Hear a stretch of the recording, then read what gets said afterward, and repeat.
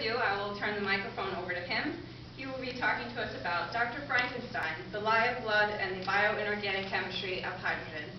Professor Koch? Thank you very much.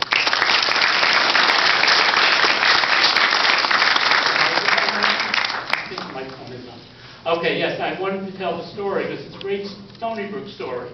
I had a great undergraduate education at Fordham, with the exception of inorganic chemistry, where I had a terrible course. In fact, I and several of my students went to the dean to try to get the guy fired, and that's when I learned about tenure. And I remember thinking it was terrible. Okay, I underwent a flip-flop about 1984. So after my junior year in this terrible inorganic course, I came to Stony Brook to spend the summer in an undergraduate research program. And I came, didn't know any inorganic chemistry, couldn't draw a cyclohexane ring, so that ruled out organic chemistry. So I thought I'd do research in physical chemistry. And the first day I remember talking to Professor Snyder, Professor Bonner, and it's, I'm going to forget his name, guy who worked on molecular beams. George Quay, and so the first night I was staying in the dorms, and the electricity went off in the dorms. And that, in the morning, there were no lights, emergency lights. I essentially had to crawl to the stairs. So I went to the professor, Ed Stiefel, young inorganic chemist who was in charge of the program, and he invited me to stay at his house that night. So I went to his house, had dinner with his wife. After dinner, Ed told me about his research. I told him I didn't know any inorganic chemistry. It was very convincing. By the next morning, I was working for Ed, and I was an inorganic chemist. And it's always remarkable how the fact that the lights went out in the dorms totally changed my life. I wouldn't have been an inorganic chemist, probably wouldn't have gone to MIT, wouldn't have met my wife. And when I think about it, God, I almost became a physical chemist.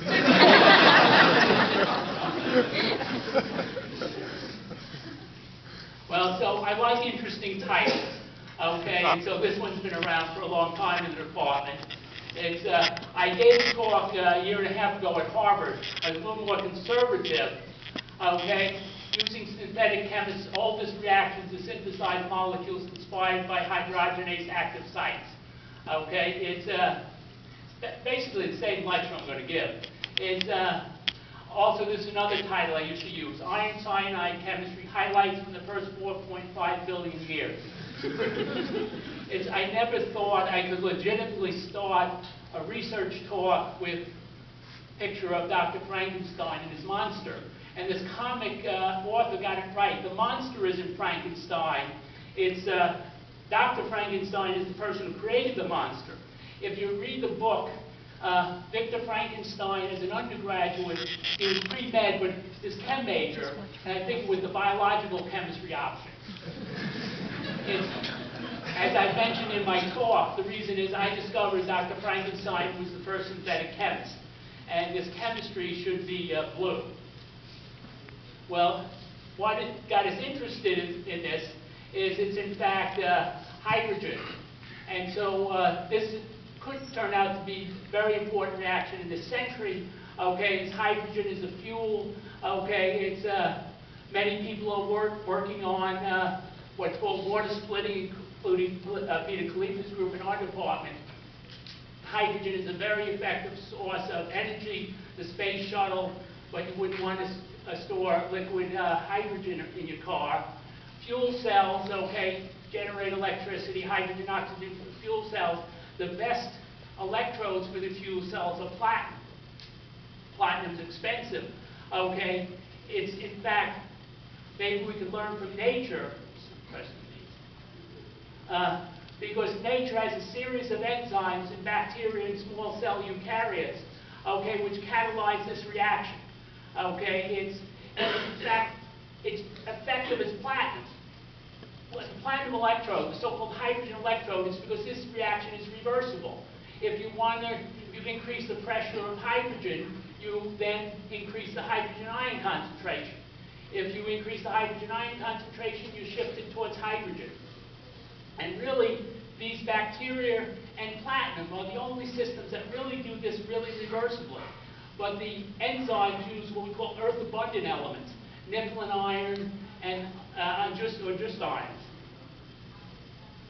I have to teaching general chemistry and organic chemistry, remind you, this is the reference for electrochemistry. So it's potential E0, of course that's at pH 0, do the Nernst equation, pH 7, and it's minus 0.41 volts. We typically use other reference electrodes. But this is something interesting, a little bit of thermodynamics. You're going to make hydrogen. The simplest way would be to say, take a proton and an electron, get a hydrogen atom, two hydrogen atoms get together, okay? But for this half reaction, E0 is negative, and remember delta G equals minus NFE, so delta G is very positive. And in fact, in hydrogenase enzymes, hydrogen is cleaved or formed in a heterolytic reaction of H plus plus H minus. Oh, Schomer, where are you? Okay, I showed the Hindenburg, okay, for two reasons, okay. The first reason is, in fact, if you had the enzymes which produce hydrogen, some of them are as active as platinum metal. So in fact, if you had a mole of an enzyme, which is hard to contemplate, okay, it would fill up the Hindenburg in about 10 minutes. And so the other reason is so we can reproduce the Hindenburg. It's, Liger, okay, and Schomer has volunteered to participate. When I do these reactions, demonstrations, why can't I'm good at I'm a light. I take a deep breath, okay, it's remind myself that I have tenure. And now I'm close enough to retirement, so things really got bad.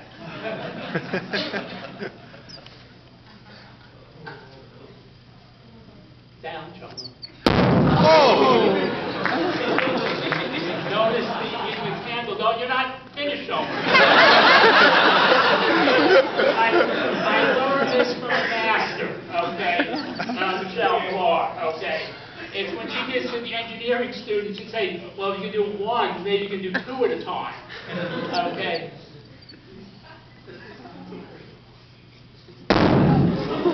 This is exactly, that's good. Okay, so very good. Michelle, the engineers would have her do 4.